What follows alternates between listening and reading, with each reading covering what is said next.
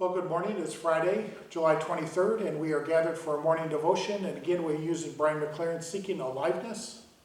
And today's devotion is called Creation Possibilities.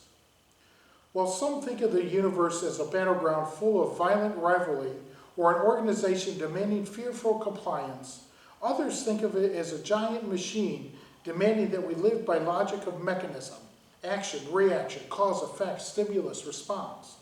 You can use this mechanism of the universe to seek whatever pleasure, power, and security you can during your short life.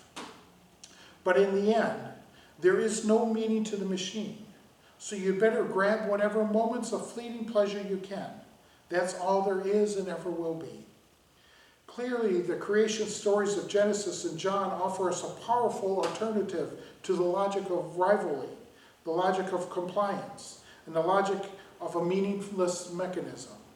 They dare us to believe that the universe runs by the logic of creativity, goodness, and love. The universe is God's creative project, filled with beauty, opportunity, challenge, and meaning. It runs on the meaning or pattern we see embodied and bolded in the life of Jesus.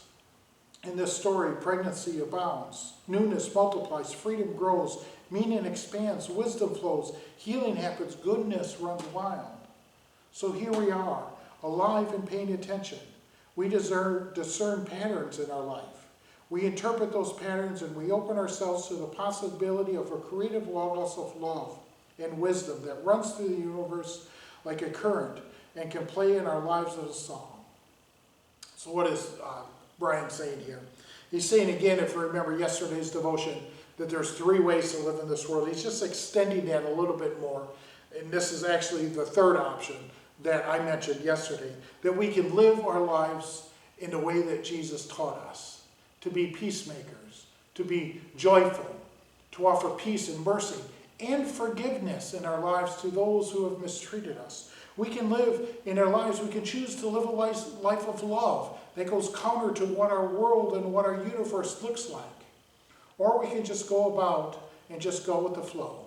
But he's challenging us to have true aliveness in our lives, to be awake in our lives, to find true meaning in our lives. We follow it in the teachings in the life of Jesus Christ.